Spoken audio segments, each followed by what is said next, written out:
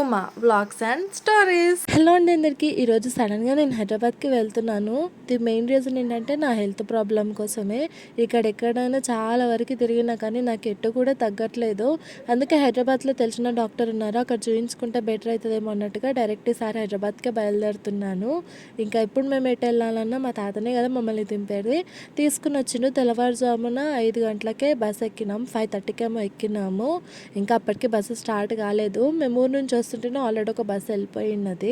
మళ్ళీ లేట్ అయితే అక్కడ టోకెన్ మా డాడీకి చెప్పినాము తీసుకోమని. అక్కడ ఇబ్బంది అవుతుంది కదా అన్నట్టుగా తెల్లవారుజామునే లేచి మొత్తం రెడీ అయిపోయినాము. మా తాత ఇంకా పిల్లల్ని ఇలా వదిలిపెట్టాడు. పాప కూడా మా తాతని వదిలిపెట్టట్లేదు. ఆమెకు అర్థమైంది వదిలిపెట్టి వెళ్తున్నామని. అందుకే కొద్దిసేపు ఏడ్చింది మా తాత కోసము. ఇంకా బస్ ఎక్కిన తర్వాత ఇంటి దగ్గర నుంచే బిస్కెట్ ప్యాకెట్స్ తీసుకొని వచ్చాను. ఆ బిస్కెట్ ప్యాకెట్స్ ఇస్తే కొద్దిసేపు తినుకుంటూ ఇంకా మర్చిపోయినది మా తాతని. జర్నీలో ఉన్నప్పుడు ఇయర్ ఫోన్స్ వాడడం నాకు చాలా ముఖ్యం అనిపిస్తుంది. ఎందుకంటే చాలా డిస్టర్బెన్స్ ఉంటుంది కదా బయట సైడ్. అందుకే ఇయర్ ఫోన్స్ పెట్టుకొని సాంగ్స్ పెట్టుకున్నా లేదా ఏదైనా మూవీ చూసినా కూడా చాలా రిలాక్స్గా అనిపిస్తుంది. పిల్లలతో నాకు అవన్నీ సెట్ కావు, కానీ ఒకవేళ సెట్ అయితే మాత్రం భలే టైంపాస్ అవుతుంది బస్సులో. మేమైతే ఏం తినరాలేదు, తెల్లవారుజామున కదా వచ్చింది. ఇక్కడ ఎక్కడన్నా టిఫిన్ చేద్దాం దిగిన తర్వాత అన్నట్టుగా తినలేదు. పిల్లల కోసం మాత్రం నేను ఉప్మా చేసుకొని వచ్చినాను, కానీ పిల్లలు కూడా తినలేదు ఉప్మా. ఇంకా ఎంజీబీఎస్లో దిగిన తర్వాత టిఫిన్ తీసుకున్నాము. నేనేమో వడలు తీసుకున్నా. చాలా డేస్ అయింది వడలు తిన్నాక అని. యాక్చువల్గా నాకు ఆయిల్ ఫుడ్ అయితే పడదు, కానీ ఇంకా ఏదో ట్రై చేద్దాం అన్నట్టుగా తీసుకున్నా. మా ఆయననేమో ఇడ్లీలు తీసుకున్నాను. నాకు అస్సలు నచ్చని టిఫిన్ మెయిన్ ఏంటంటే ఇడ్లీ ఒక్కటే. ఏంటో ఎందుకో తెలియదు కానీ నాకు చిన్నప్పటి నుంచి కూడా ఇడ్లీ అంటే అస్సలు నచ్చదు. వాకర్ వస్తుంది అది చూస్తేనే. నా పిల్లలకు మాత్రం ఇద్దరికి ఇడ్లీలే ఇష్టము, వాళ్ళ నాన్న లెక్కనే. మెయిన్గా నా హెల్త్ ప్రాబ్లం ఏంటంటే హెడేకే. మా ఇంట్లో పెళ్ళి ఎల్లుండి ఉంటుంది, అంటే 2 days మ్యారేజ్ ఉంది అనగా నేను హాస్పిటల్కి చూపించుకున్నాను. చాలా లో అయిపోయింది నా హెల్త్, మొత్తానికే పడిపోయినట్టుగా అయిపోయినా. ఇంకా అందుకే గవర్నమెంట్ హాస్పిటల్కి వెళ్ళి అక్కడ చెక్ చేయించుకుంటేనేమో వేరే డిస్ట్రిక్ట్ నేమ్ చెప్పారు, వేరే దగ్గర చూయించుకోమని. కానీ ఇంక ఇటంటే ఎటు తిరిగినా కాదు, తెలిసిన వాళ్ళు కూడా లేరు అన్నట్టుగా హైదరాబాద్లో తెలిసిన డాక్టర్ ఉంటే ఇంకా వచ్చేసినాము. మా నాన్న ఇక్కడ చూపిస్తానిండే. కూతురుది రోజు రోజుకి అల్లరి చాలా ఎక్కువ అయిపోతుంది. ఆమెను బట్టనికనే నాకు మస్తు యాస్ట్రకు వస్తుంది. అక్కడ టిఫిన్ చేస్తుంటే కూడా ఎంత అర్పించిందో. వాళ్ళ నాన్న దగ్గరికి నా దగ్గరికి తిరుగుతూనే ఉంది. ఇంకా నీలో ఆయిల్ ఫుడ్ తినడం చాలా వరకు మంచిది కాదు, కానీ ఇంకా ఏదో తినాలనిపించింది అన్నట్టుగా తీసుకున్నాను. ఎంజీబీఎస్లో దిగిన తర్వాత మళ్ళీ మా ఇంటికి వెళ్ళడానికి మేము క్యాబ్ బుక్ చేసుకోవాలి కంపల్సరీగా. ఊరి దగ్గర నుంచి ఎంజీబీఎస్కి రావడానికి మాకు కంపల్సరీగా 4.5 hours పడుతుంది. మళ్ళీ అక్కడ నుంచి ఇంటికి వెళ్ళడానికి 1.5 గంటలు పడుతుంది. ఇన్ని గంటల జర్నీ చేసేటలకు మస్తు యాస్ట్రకు వస్తుంది. ఇక పిల్లలేమో ఒక్క దగ్గర ఉండట్లేదు. నాకు ఇన్ని గంటల జర్నీ కన్నా ఈ పిల్లలని బట్టని ఇంకా ఆయనతసేపటికే మస్తు యాస్ట్రకు వస్తుంది. బస్సులో అసలు ఎట్లా ఆగారో నాకే అర్థం కాలేదు. ఆయనతసేపు బస్సులో కూడా బాగానే ఇంకా క్యాబ్ బుక్ చేసుకొని అటు నుంచి కూడా ఇంటికి బయలుదేరినాము. నిజానికి నేనైతే మా అమ్మతో పాటుగా వచ్చిందంటే ఖచ్చితంగా ఆటోనే బుక్ చేసుకుంటాను. నాకు ఎందుకో ఈ కార్ కన్నా ఆటోనే బెస్ట్ అనిపిస్తుంది. ఆయననేమో పిల్లలు ఫ్రీగా కూర్చోగలుగుతారు కదా అన్నట్టుగా కార్ బుక్ చేస్తాడు. ఆటోకి కార్కి 50 rupees తేడా ఉంటుంది. అందుకే తను చాలా వరకు కార్ బుక్ చేస్తాడు. నాకైతే అస్సలు చేతనైతే లేదు. చాలా డీలా పడిపోయినా నేను జర్నీకి. పాప అర్పించేదానికి నేను తట్టుకోలేకపోతున్నాను. ఆయనతోసేపు కూర్చున్నా కానీ ఆ తర్వాత సూట్ కేసులు అన్నీ కింద పెట్టేసి కార్లో కూడా నిద్రపోయినా నేను. అంత డీలా పడిపోతున్నా. అసలు హెల్త్ ప్రాబ్లం చాలా ఎక్కువ అయిపోయింది నాకు. ఇంటికి వెళ్ళాక మా నాన్న చాలాసేపటికి వచ్చిండు. పిల్లలు చూసి భలే ఖుషి అయిపోయిండ్రు. మీద మీద ఒక వారం రోజులు చూడకుండా కానీ మా పిల్లలు మా నాన్న అమ్మ కోసం అయితే భలేగా తల్లాడిపోతారు. అక్క కూడా వచ్చింది నా కోసం అని. మా అక్క పిల్లలు మాత్రం లేరు, ఇద్దరు స్కూల్కి వెళ్ళిపోయిండ్రు. అందుకే కొంచెం ప్రశాంతంగా ఉంది ఇల్లు. అదే పిల్లలు కానీ వచ్చినట్టే లొల్లి ఉంటుంది. ఇక నేను మా నాన్న మా ఆయన ముగ్గురం కలిసి హాస్పిటల్కి అయితే వెళ్తున్నాము. అన్నీ చేసి చేసి అలసిపోయినా అంటే మళ్ళీ ఇంటికి వచ్చిన తర్వాత కూడా కొంచెం లాంగ్ వెళ్ళాల్సింది వచ్చింది. దానికి కూడా ఇంకా ఎక్కువ వలప వచ్చింది నాకు. ఇద్దరిని ఇంటి దగ్గరనే వదిలిపెట్టేసినాము, మా అమ్మ చూసుకుంటారు కదా అని. మా అమ్మ ఉందంటే పిల్లలు ఇద్దరు కూడా మమ్మల్ని ఎవరిని అడగరు. అమ్మమ్మ ప్రేమలు పిల్లలకి నిజంగా ఉండాలండి. మా అమ్మ అసలు ఎంత మంచిగా చూసుకుంటుందో. ఇంకా ఈ ఏరియా మా నాన్న మేము చిన్న ఉన్నప్పుడు తిరిగినదంట, అందుకే అక్కడ నుంచి తీసుకెళ్ళిండు, చూపించిండు. ఇక ఇక్కడికి వచ్చిన తర్వాత హాస్పిటల్కి చూపించుకున్నాను. డాక్టర్ అయితే సైట్ చాలా ఎక్కువ ఉందని చెప్పిండు. నేను చెప్పిన అన్ని సిమ్టమ్స్ కూడా మైగ్రేన్ లాగానే ఉంది అని చెప్పిండు. అదొకటి కూడా. ఇక్కడనేమో స్పెట్స్ చేంజ్ చేయాలి కంపల్సరీగా అన్నాడు. నిజానికి నేను స్పెట్స్ తీసుకొని కొత్తవి 15 రోజులు మాత్రమే అవుతుంది. ఊర్లో చూయించుకున్న దానికి దీనికి సైట్ చాలా ఎక్కువ పాయింట్స్ డిఫరెంట్ ఉందంట. అందుకే వేరే స్పెట్స్ చేంజ్ చేయాలని చెప్పారు కానీ నాకైతే మనసు అసలు ఒప్పట్లేదు. ఎందుకంటే 15 డేస్ అయింది నేను చెక్ చేయించుకొని. అప్పటికే చాలా చేంజ్ అయిపోతుందా అని ఆలోచన వచ్చింది. కానీ ఉండలే చూద్దాం, వచ్చిన తర్వాత ఇవి కూడా ఎట్లుంటాయో సెట్ అవుతాయో లేవో అన్నట్టుగా నేను ఆగిన. కానీ నిజానికైతే అసలు నాకు మైండ్లో స్పెట్స్ తీసుకోవాలని అసలు ఇష్టమే లేదు. ఊర్లో ఏంటంటే నార్మల్గా షాప్ పెట్టిన వాళ్ళు చెక్ చేస్తుంటారు. కానీ అదే ఇక్కడ హైదరాబాద్ ఇప్పుడు నేను వచ్చిందేమో హాస్పిటల్ కదా, ఇక్కడనేమో డాక్టర్ చెక్ చేసింది కాబట్టి అదొక్క రీజన్ వల్లనే నేను తీసుకోవాల్సి వచ్చింది. స్పెట్స్ మాత్రం వెంటనే ఇవ్వమని చెప్పిర్రు. ఒక రోజు టైం అడిగిన నన్ను, సరేలే అని చెప్పేసి ఫ్రేమ్ అక్కడనే ఇచ్చేసిన. అదే ఫ్రేమ్కి స్పెట్స్ చేంజ్ చేయమని, గ్లాస్ చేంజ్ చేయమని చెప్పాను. ఎందుకంటే అది తీసుకొని నేను జస్ట్ 15 రోజులు మాత్రమే అవుతుంది. ఇంటికి వచ్చిన తర్వాత కొంచెం ఫ్రీ అయిపోయిన, టాబ్లెట్స్ వేసుకున్న తర్వాత అక్కతో పాటు కలిసి బయటకు వచ్చిన. నేను అక్క వచ్చినామంటే ఇంకా తెలిసిందే కదా, అరుచుకుంటూనే ఉంటాము. మా అక్కతో వస్తే నా హెల్త్ ప్రాబ్లం ఏది కూడా నాకు కనిపించలేదు. చాలా ఫ్రీ అయిపోయినా. ఎందుకంటే కామెడీ బాగా చేస్తుంది. అందులో నేను కూడా ఆమెను బాగా అనిపిస్తుంటాను. ఇద్దరం బలగా సెట్ అయిపోతాము.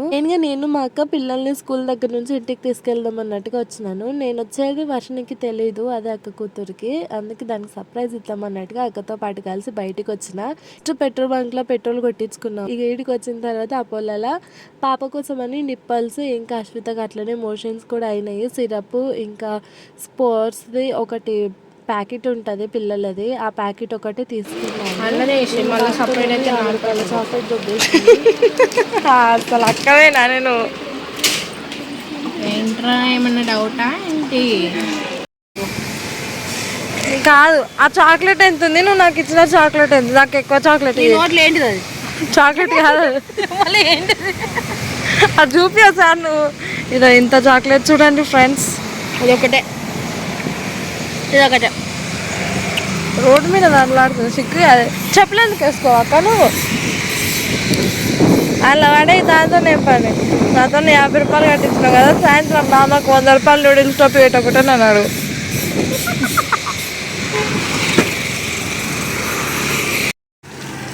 మా అక్కకి చెయ్యి కోసుకపోయింది. మా మమ్మీ నా కోపము ఎన్నోసార్లు చెప్తున్నాయి దేని మీద చూపించుకోవాలి. తినకుండా చెయ్యి కోసుకుందండి.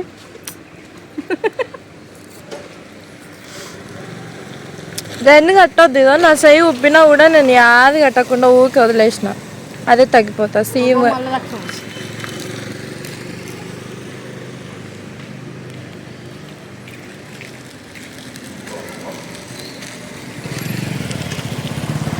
వీడియో తీస్తున్నారు. ఇంటి దగ్గర ఒకటే నవ్వులు ఉంటాయి, నాది మా అక్క బయటకు వచ్చినా ఒకటే నవ్వులు ఉంటాయి. ఇంకా స్కూల్ దగ్గరికి అయితే వచ్చేసినాము. వర్షిని రియాక్షన్ కోసం నేను చాలా ఈగల్గా వెయిట్ చేస్తున్నాను. నందన్ గారి రియాక్షన్ ఉండదులేండి.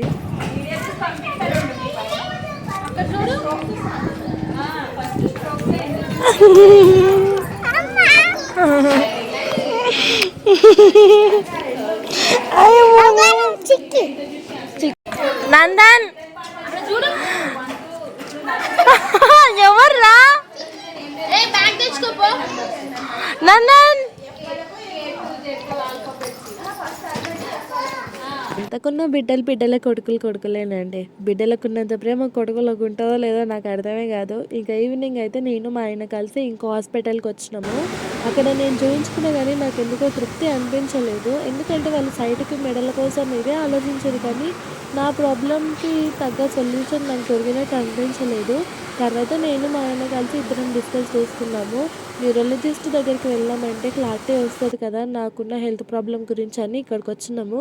ఈడ చూపించుకున్న తర్వాత మైగ్రేన్ అని ఫిక్స్ చేసిండ్రు. ఇంకా ఆ తర్వాత 1 మంత్కి కంటిన్యూగా కోర్స్ యూస్ చేయాలి అని చెప్పారు. తర్వాతనే తగ్గుతుంది, లేకపోతే అప్పుడు కూడా తగ్గకుంటే ఇంకా బ్రెయిన్ టెస్ట్ చేయాలి, ఇంకా అది ఇదని పెద్ద పెద్ద పదాలు పాడిండ్రు.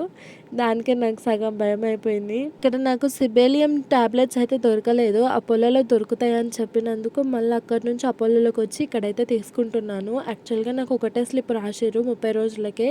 కానీ నేను ఉండనులేదు, దగ్గర కూడా లేదు కదా హాస్పిటల్లో పదే పదే రావడానికి అన్నట్టుగా నేను 2 స్లిప్స్ తీసుకున్నాను. అట్లే మా ఆయన పిల్లల కోసం మా కోసం అని బ్రష్లు తీసుకున్నాడు. నేనేమో ఫ్యూజ్ చాక్లెట్ తీసుకున్నాను. ఇంకంతే అది కాడికి తీసుకొని అటు నుంచి బయలుదేరినాము. ఇక్కడ నేను చూపించే గ్రీన్ బిల్డింగ్ నేను చదువుకున్న స్కూల్ 6th నుంచి 10th వరకు. ఇప్పుడు నేను మా ఆయన కలిసి డిమార్ట్ కి వెళ్తున్నాము. యాక్చువల్ గా మా డాడీని అక్కడ ఒక దగ్గర రోడ్ దగ్గర వదిలిపెట్టినాము, పని ఉంది అని చెప్తే.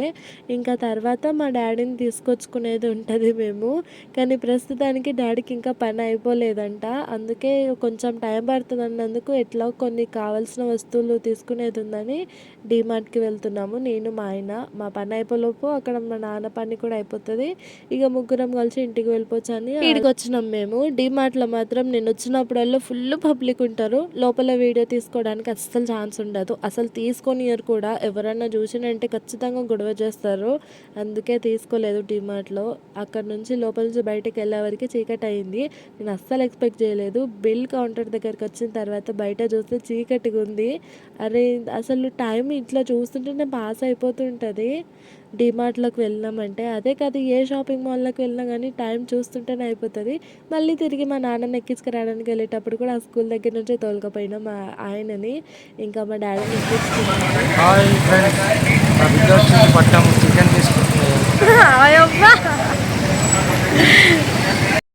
హాస్పిటల్ తిరుగు అయిపోయింది. ఈ టైం అయింది, ఇంటికి పోతున్నాం చికెన్ నాకన్నా ఎక్కువ ప్రిపేర్ అయినావు కదా డాడీ నువ్వు.